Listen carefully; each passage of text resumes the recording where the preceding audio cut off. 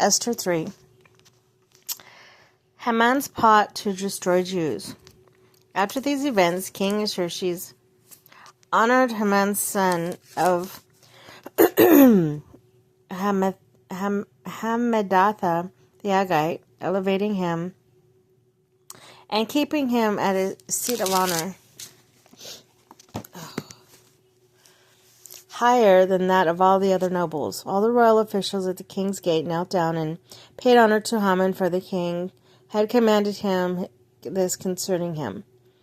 But Mordecai would not kneel down or pay him honor.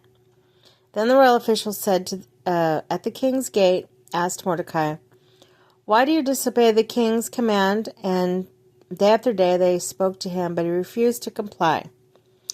Therefore they told Haman to see whether Mordecai's behavior would be tolerated, for he had told him he was a Jew. Then Haman saw that Mordecai would not kneel down or pay him honor. He was enraged. Yet, having learned who Mordecai's people were, he scorned the idea of killing only Mordecai. Instead, Haman looked for a way to destroy all Mordecai's people, the Jews, throughout the whole kingdom of Xerxes. In the 12th year of the king Xerxes, in the first month of Nisan, the pur, that is, the lot, was cast in the presence of Haman to select a day and a month. And the lot fell on the 12th month, and the month after Adar.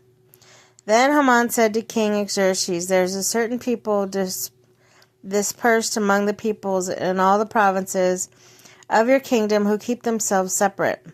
Their customs are different from those of all other peoples, and they do not obey the king's laws. It is not in the king's best interest to tolerate them. If it pleases the king, let a decree be issued to destroy them, and I will give 10,000 talents of silver in the king's ministers for the royal treasury." So the king took his signet from his finger and gave it to Haman, son of Hammedatha the Agagite, the enemy of the Jews, to keep the money. The king said to Haman, "Do with the people as you please." Then on the 13th day of the first month, the royal secretary were summoned.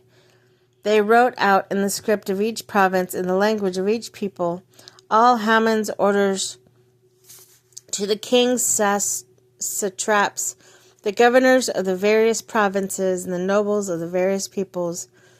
These were written in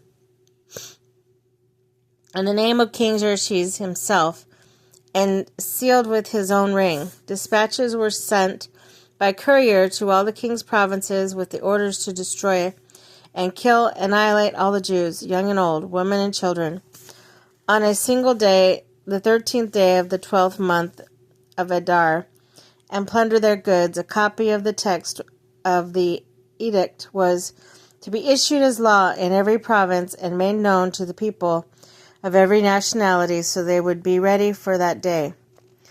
The couriers went out, spurred on by king's command, and the edict was issued in the citadel of Susa. The king and Haman sat down to drink, but the city of Susa was bewildered.